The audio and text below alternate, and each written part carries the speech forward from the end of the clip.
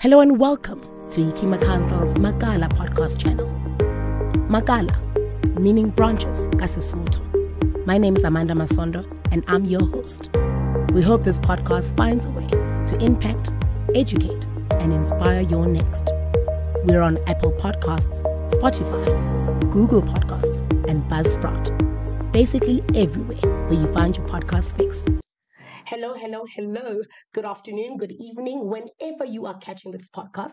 Good evening, everybody. My name is Amanda Masondo, and I am the host of the Makala podcast brought to you by Dimakatso. And as per usual, every first and last Friday of every month, we give you fresh new entrepreneurs that we're going to get insights from, that we're going to get knowledge from. We're going to hopefully help them reach their new heights. My guest today is Ramahlodi. She is the owner and founder of Maledi Fresh. Gloria. Dimakatso. Hello, how are you? Good and you? Good, thank you. I want to start off our conversation with your beginning. How did it all start? Where were you born and raised? I was born and bred in Winterveld, Pretoria.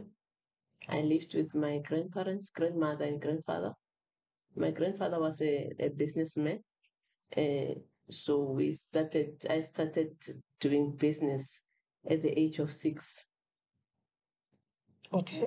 When you went to school, where did you go to school?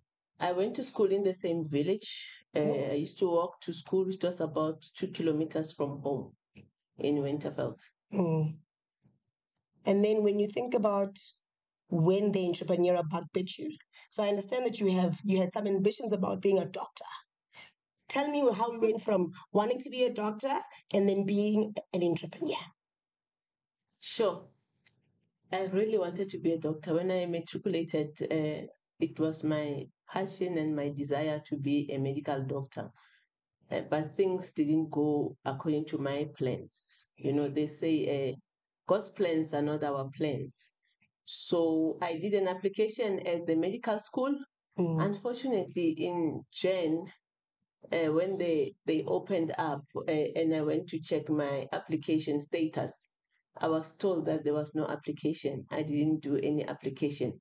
So something happened. I don't know what really happened, but I couldn't get admission, but I got very, very good results. I was so frustrated, so dismayed that I just wanted to give up. But I decided to go study BAc to prepare myself for the next year so that I can enroll for medicine. So I went to study BAc at the University of Polokwane, Teflo.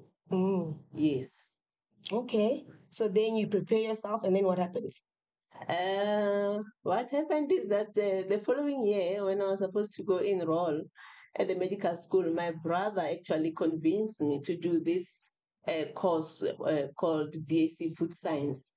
The reason was that he was really curious that why this course. It was only white people doing the course, and there were no black people in that course. So he persuaded me to study this course because he assumed that they should be getting a lot of money. So I listened to my brother and I went to study BAc Food Science at the University of Pretoria, not knowing that, you know what, it was the plan. Yeah, yes. It was the beginning of your journey. Yes. Sure. So tell me more about this course and what exactly it entails. What do you guys learn exactly? You really learn about the science of food, manufacturing of food, production of food, and the safety. You learn about food safety. Okay. Yeah. And then you decided, so now technically you're doing this medicine. It's just that you don't know that it's through a different avenue. Yes, apparently, yes. I realized that I'm the food doctor. We have customers that come to us and they are very, very ill. And I also studied nutrition. So part of the course was to study nutrition. So when a customer comes to our store and they need organic vegetables, so I use my educational background to guide them into their diet, what food to eat, what food to avoid. So I do consult. In one way or another. Yes. So tell me more about Maledi Fresh. when a customer comes in, what is your service offering? What do customers get as soon as they either go into your website or they just contact Maledi Fresh? What are you offering exactly?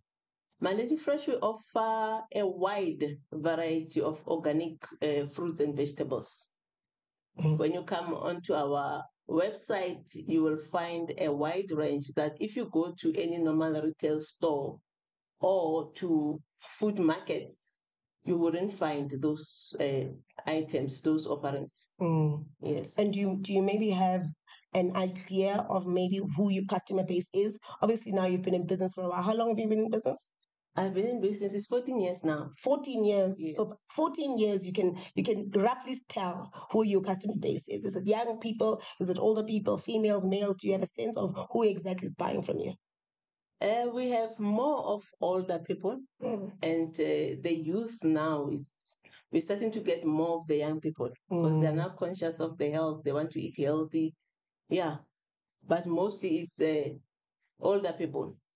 Tell us about your staff. So how many people now do you guys employ?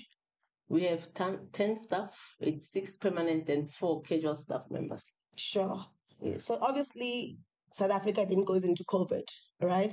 And it's a completely different ball game altogether. People who thought their businesses would flourish are not flourishing. People who thought, what did coronavirus and the pandemic itself do for your business? Good or bad? It elevated our business. Our sales tripled during COVID to the extent that we didn't even have capacity to meet the demand. That's when I started to think of getting my own land and growing the vegetables because we were outsourcing from other farmers. So Maledi Fresh, we also we're an aggregator, so we source from other organic farmers. As a food scientist, I work with those farmers. I train them, I mentor them to ensure that the food that we sell is purely organic. Okay. And then what were some of the things? Obviously, starting a business, everybody has their own different stories. Yes. Some people struggled with the early developments, getting started just from registering the business. Some people struggle with the money side of it. What were some of the things that you found easy or seamless that you, as on your journey for 14 years, what are some of the things that you find easy or a little bit more difficult? For me, I want to be honest with you, it was not difficult because I was well informed. I knew that to start a business, you must go to CICP, you need to fill in forms, submit. And in my career, I worked with a lot of farmers all over South Africa, big commercial farmers. So I was exposed to the industry already. So to start, it was not of a big deal. I used my salary. I actually started my business with 500 rand. That's when I started with 500 rand. And my customer was a restaurant.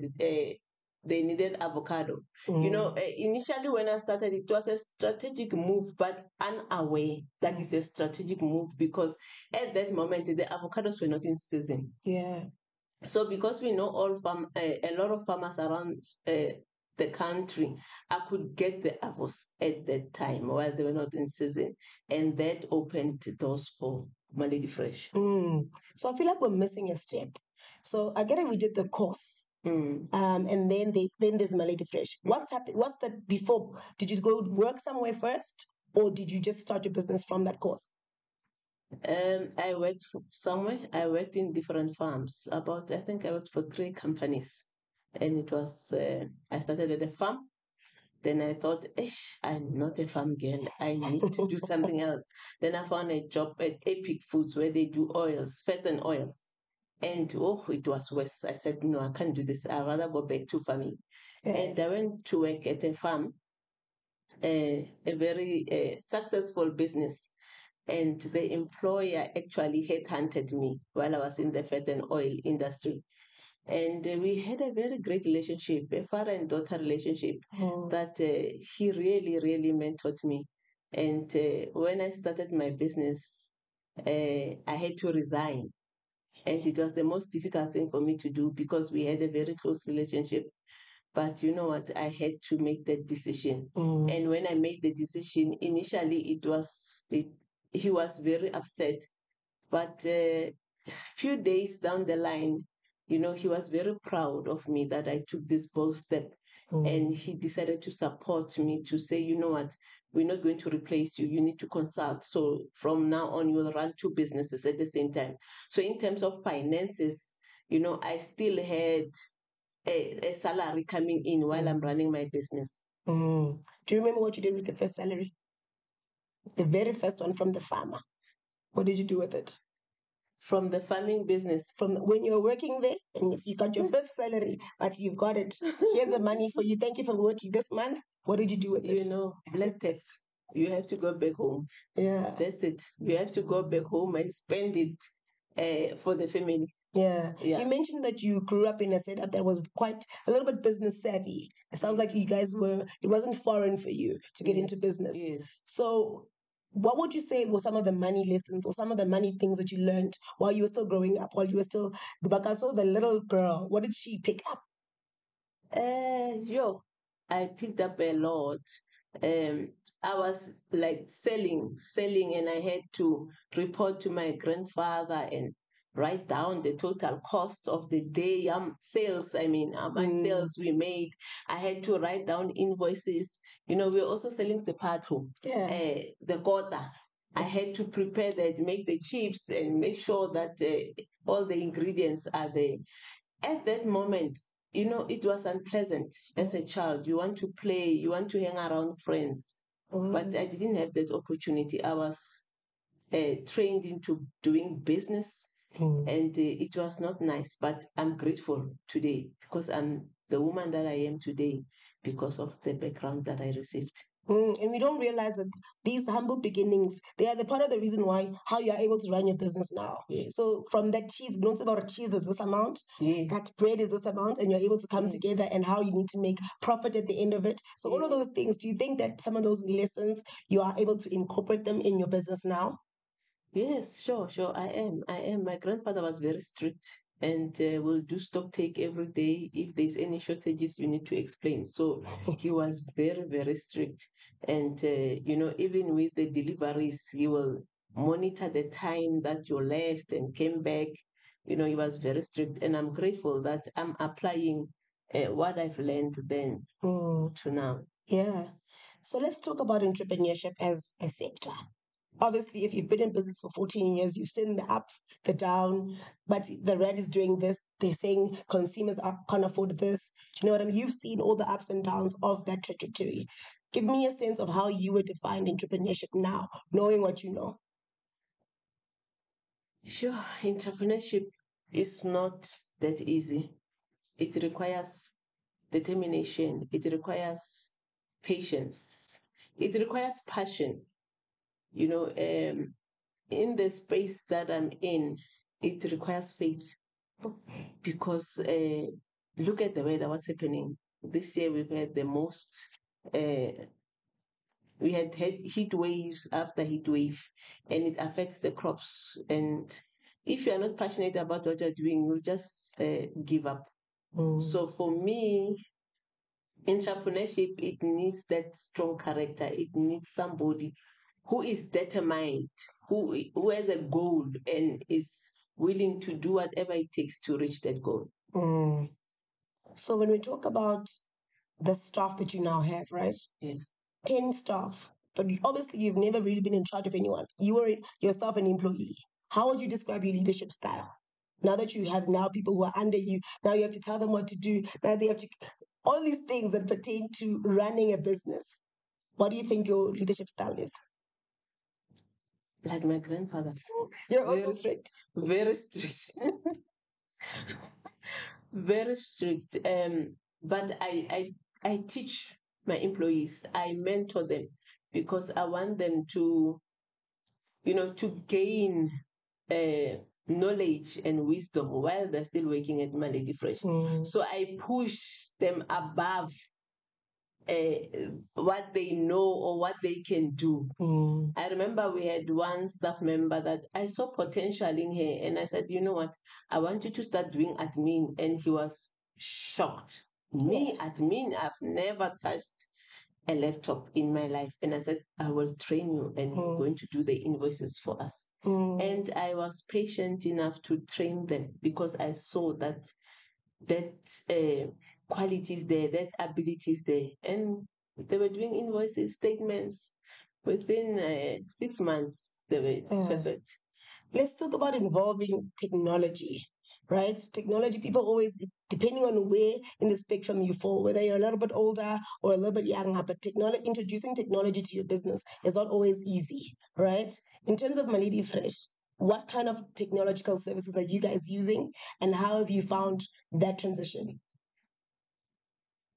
Initially, I was not open to technology. Okay. I was not open. I still struggle even today with the way technology is going and innovation, and we have to do things digital. I still struggle a lot, but it has really helped my business. Digital marketing. We have an online store. You can order online and we deliver. So it's working for us. Our sales have increased through the online platform. Yes. So do you think if it wasn't for technology, you wouldn't have been able to grow those sales? Yes. Yes. Sure. And what has it done for the reach? Obviously, technology does it. It manages to reach you for people who didn't know who you were from different locations. So first of all, how has that propelled your business? And then secondly, what are some of the other logistical things that you now have to take into consideration, like delivery, all the things that you didn't think about before, because people were able to just find you and say, I'm coming to come and pick up A, B, C, and D. Now technology says, I'm in Pitori or I'm in different parts of the world. Yes. How are we navigating that space? I'm grateful for the online platform because now we can reach customers in Vereeniging, customers in Pretoria, while before we were just focused in Johannesburg Central. And today we do deliveries in Pretoria, we do deliveries in the Vaal, and our business is increasing. It is increasing. Okay. And do you have any relationships, maybe, or partnerships with delivery services or anything like, or is it something that you're still looking into? It's something that we're still looking into. We are struggling with the deliveries at the moment. We use Uber Deliver for the online deliveries because we supply retail stores, we supply wholesalers.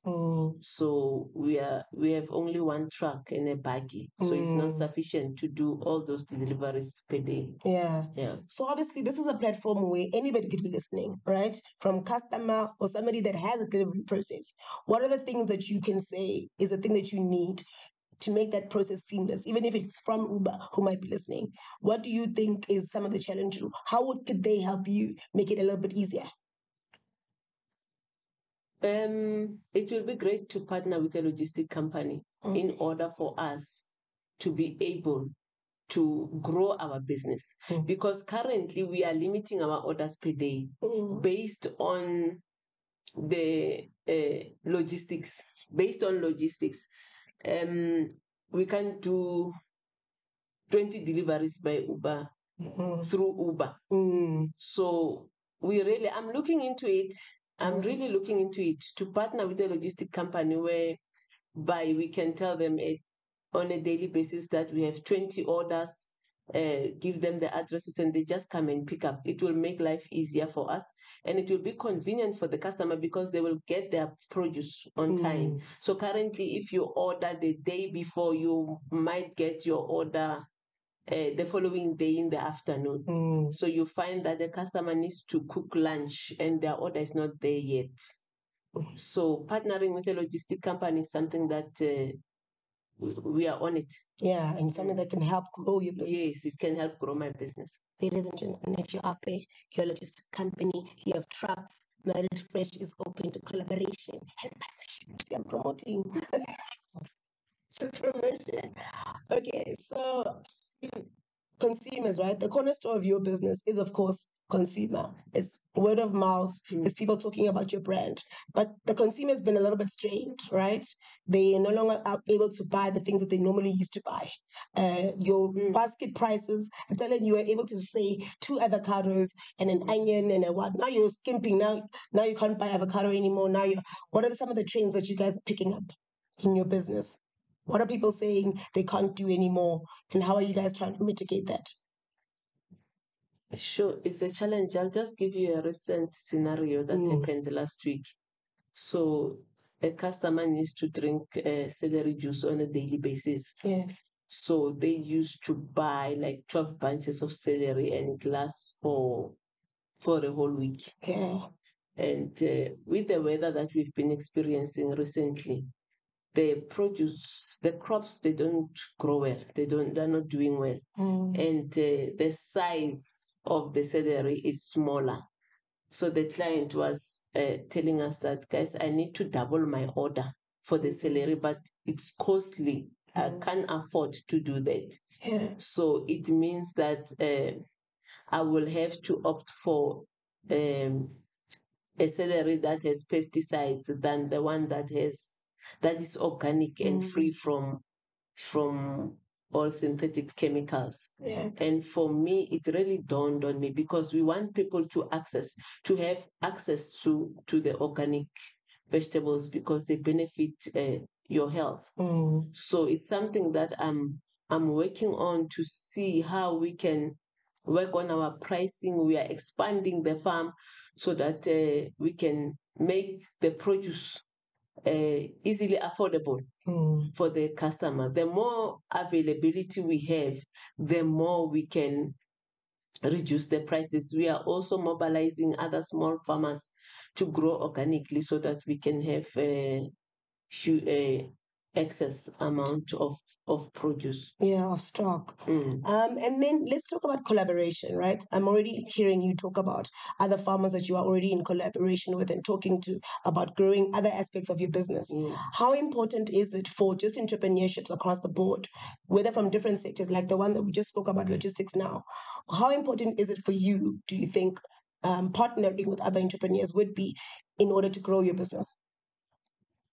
It is very critical to partner, to collaborate with other farmers. I've learned from the Pakistanis how they operate their businesses. They work as a team. When they buy stock, they buy huge volumes so that they get discounted prices. So they work as a team. So if us, as Africans, we can use their business model, I believe that we can reach higher heights together as a team. I agree. And then when we look at the avenue that you now have to, obviously, your business now requires you to get a farm, right? Because now you want to farm your own produce. That's different.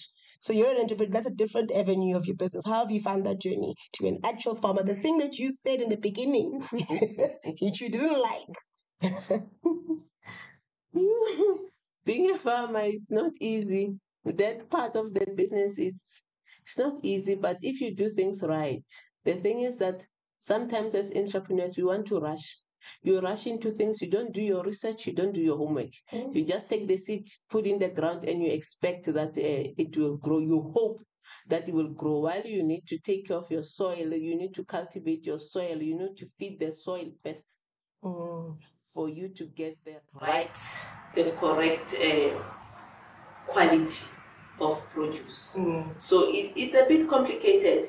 I say that part of the business, it's varsity for me. I'm at school, I'm still learning, and it doesn't end because every day is just a new challenge, and nobody has the answer. If I ask other farmers, their model or their solution might not work for me.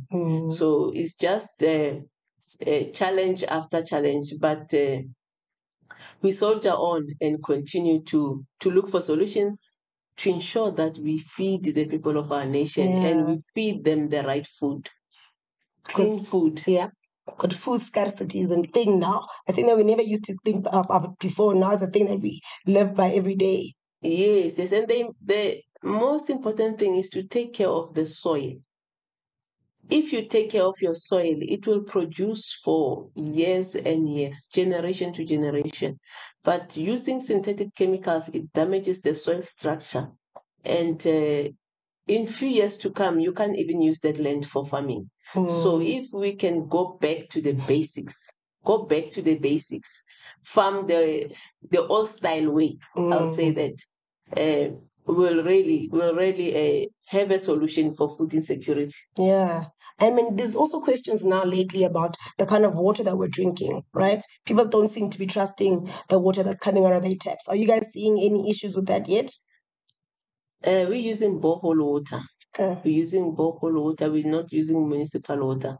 So we don't have any, our water is clean. Yeah. Our water is clean. Sure. Yeah, and with my experience as a food scientist, being in the manufacturing space, what happens behind the scenes? The reason I started my business is that I got tired of what happens behind the scenes. And it got to a stage where I said, enough is enough. I can't do this anymore.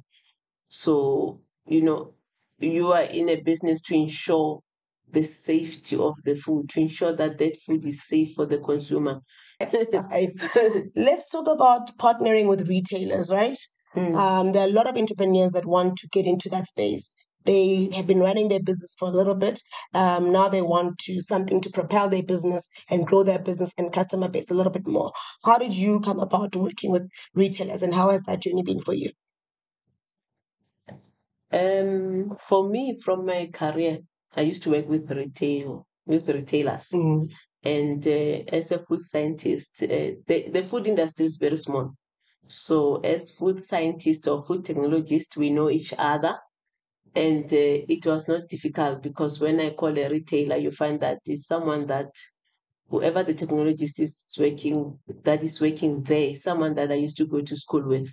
So for me, it was not that difficult. But to someone out there who wants to supply retail, I just want to say that please do your homework, because you need to understand how retail works. There is a lot of red tapes. There is a lot of what do they call it? Compliance. Yeah. There is a lot of compliance that is required. So do your homework. For me, I was fortunate because I was exposed to that industry before in my career. So I know the requirements. So if you are out there and you want to supply, there are requirements. Find out and do your calculations. Go back to the drawing board. Don't just rush into getting into a retail store supplying, and you are just pleased with the fact that I'm supplying this big retail store. What matters is the numbers. Are the numbers making sense? That is your highest priority. Are you making profit? Because we are not running a charity organization. We are running businesses. It has to be profitable. So be very careful. Do your homework, and do not budge. Retail space, they like to squeeze the price and give you less. So don't stick to your price. Know what value you offer. And you can only do that if you research. Yes. Dimakatso, let's go and discuss something that people think is a little bit controversial when I bring it up. Based on the answer that you just gave before about having people do their research, knowing what their product is, you know what I mean, selling all those things. Do you think anyone can be an entrepreneurship? What is your view about that? Can anyone be an entrepreneurship, or is it something that you have to actually work at? Anybody can be an entrepreneur. Entrepreneur is about selling. So I believe that we all have that skill in us to sell. You can sell anything. So I believe that, yes, some are born, with it. For me, it was instilled while I was still very young. And I ran with it. But if you are not you believe that entrepreneurship is for special people, or no, you can be an entrepreneur. As long as you can open your mouth and speak, You can sell, I promise. Also me, just don't have a business yet, but it's coming. I want to talk more about lessons, right? Because people like to paint a picture. People think entrepreneurship is about profit, and then you're done. What are some of the things that you think are key lessons that entrepreneurs, people who are still thinking about it, they're still working, and they want to make that jump? What are the things that you think are, I don't want to say warnings, but things that you think they need to know before they make that jump?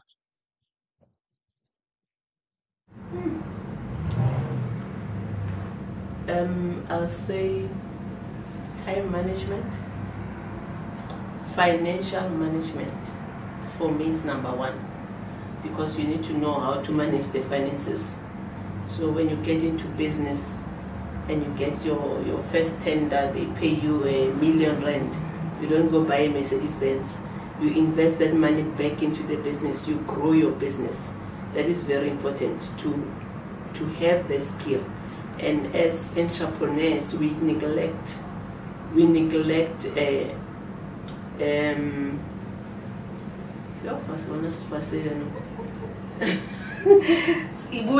way the language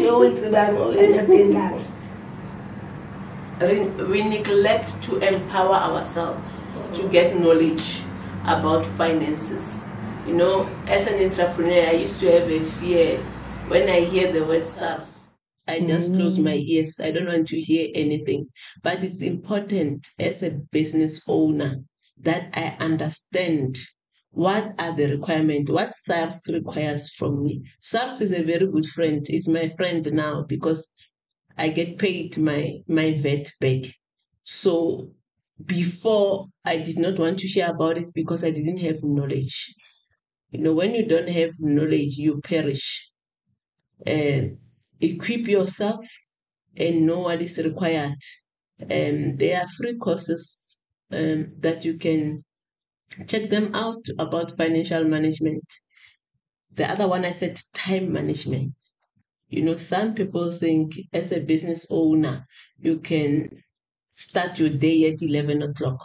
They say successful people sleep only 4 to 5 hours. I sleep at 11 o'clock. By 3 o'clock, I'm awake because of what is required of me in the business at this moment. I am focused on growing the business and I have a goal, and I know that when I reach that goal, I will have more time to relax and to rest. But you know, the business will be at another level that I wanted to get to. So time management, financial management, they are the keys for me. No, those are two very important keys. Very important keys. If we talk about investment, right? Investors, people are always looking for, either depending on what stage of your business it's in, they're looking for people to either help them with. Some people need stock. Some people need. Did you have to get a few investors? Did you get somebody to plow into your business, or did you just start your business and then from your profits able to build it, or did you have to navigate at some stage some kind of an investment thing that you were doing? I've used my profits to invest back into the business. I haven't received any investment, I haven't engaged. Let me say it this way. I haven't engaged with any investors at the moment. I'm a bit hesitant because when you look at the investors require, you know, they want equity. And I'm still keen on equity to give a part of the business away. And it is something that I need to work on as a business owner because of my mentality is to hold on. And for you to grow, you really need to partner. You really need investors. My business is at a level where it has reached a growth stage. It needs to grow. Yeah. But for it to grow, we need some money in. And who has the money? The investors. Yeah, that's true. That's true. So what would you need to, besides if they were to offer you something different, if it wasn't equity, what else do you think that you might be a little bit more keen wouldn't sound so hectic to give away some of your business? What other partnerships do you think would be more of an investment that you could consider? I repeat. What more of an investment do you think? Some kind of a mentorship or partnership in that sense, where they provide for you maybe office spaces, maybe equipment for your farm. So it's not, and the return is specific amount of money. What other things besides equity do you think you would consider? I will consider equipments. I will consider grants, cash. We need equipment on the farm. We need more vehicles for deliveries. We need to employ more staff.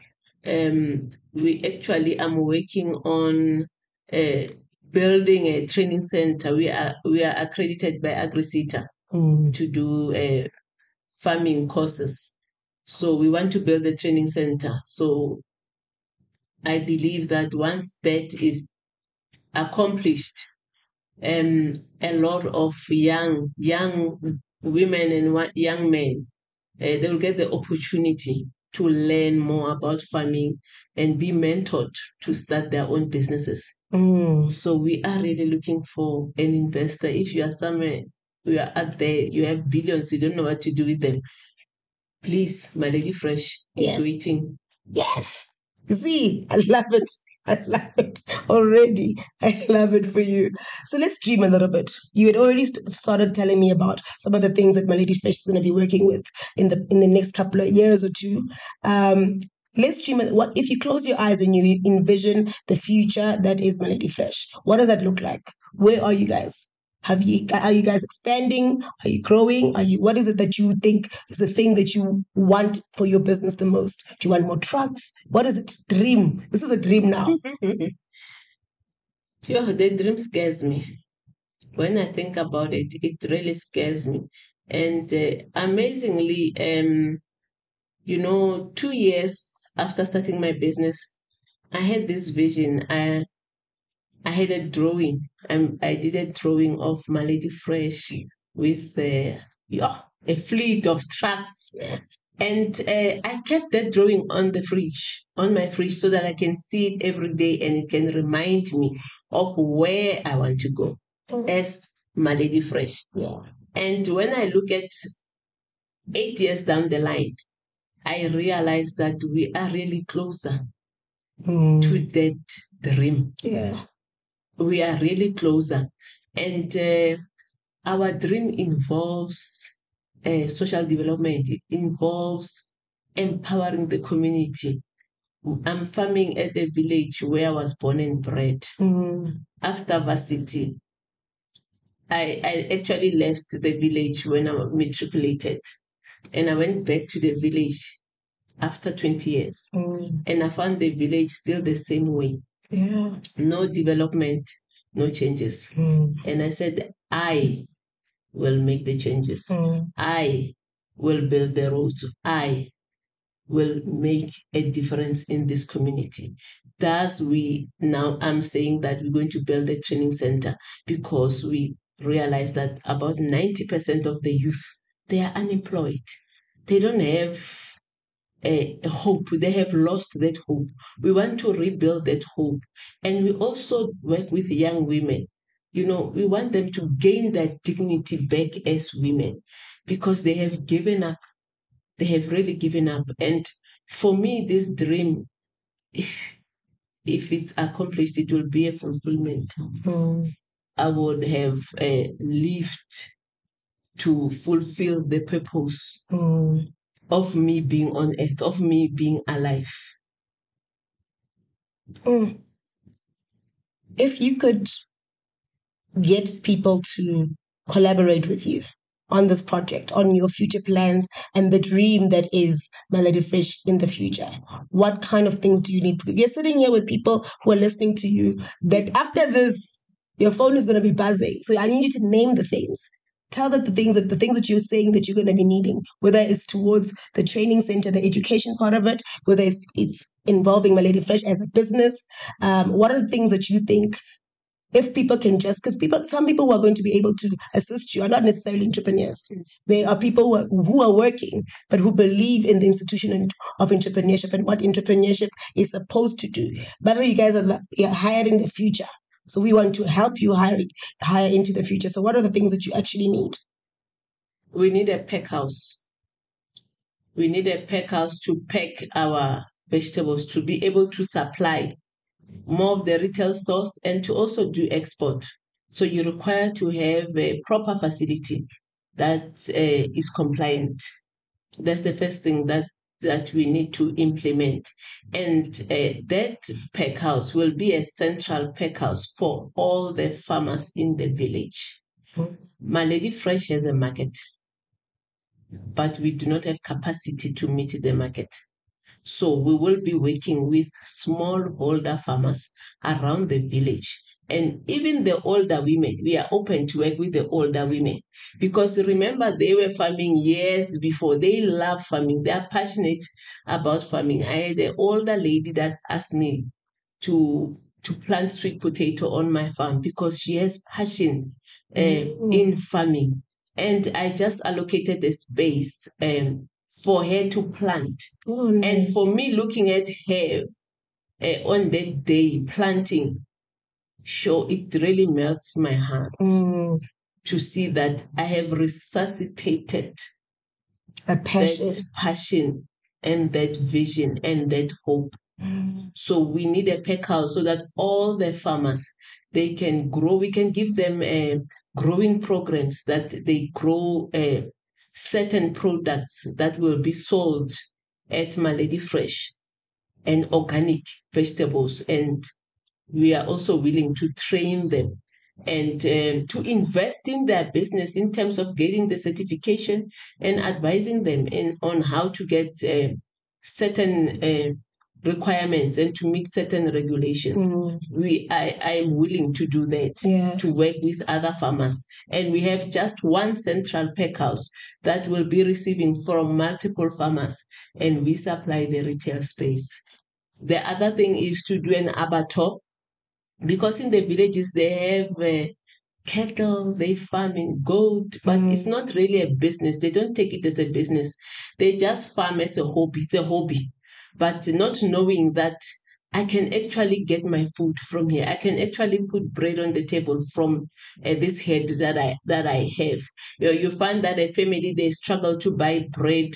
They struggle to put food on the table, but they have 50 cows. And I believe that if we can have an abattoir and, they can send to our abattoir and we slaughter the carcasses and send to retail. So what actually Maledi Fresh will do, it will uplift the economy of that village. That's what Maledi Fresh is going to do. Yeah, an economic hub for the community. Yes. That sounds amazing. Collaboration. We're going to put our details at the bottom. You guys will be in touch. Based on what you know now, right? 14 years of entrepreneurship, something that you didn't think you were going to be able to do, something that you fell into by accident, by chance, because of a brother, is there anything that you would change about your journey? Anything at all that you think, man, this one we could have skipped? No, not at all. Not at all.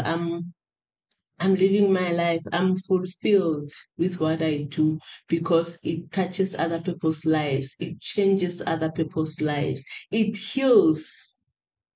It really, our vegetables, they do amazing. We have clients that come to our store and they're very ill. And once they start eating the vegetables, the organic vegetables, their health improves drastically. And they come back with a testimony to say, you know what, the vegetables, they really helped me. And the stores that we supply, there was one store that I went to do delivery myself that day because they did 2 deliveries in a day. It was hectic. I had to go deliver. And I found a queue, people queuing, waiting for our vegetables. I was so humbled to see that we are really touching lives. It's not about selling. It's not about the profits that we make, but we are making an impact in other people's lives. And that for me is enough. It's the ultimate prize. Yes. Amazing. Till the end of our chat, where can people get hold of you? Give us your details. You can catch Maledi Fresh online, www.maledifresh.co.za. You can catch us on Instagram at Maledi Fresh. We have an app on the Apple Store. You can download it and start eating organic vegetables. Start eating clean food. Start eating healthy food that will nourish your body. Lovely. Ladies and gentlemen, that was Dimakatso Ramahlodi. She is the owner and founder of Maledi Fresh. Hello and welcome to Dimakatso's Makala podcast channel. Makala, meaning branches, Kasisuthu. My name is Amanda Masondo and I'm your host. We hope this podcast finds a way to impact, educate, and inspire your next. We're on Apple Podcasts, Spotify, Google Podcasts, and Buzzsprout. Basically everywhere where you find your podcast fix.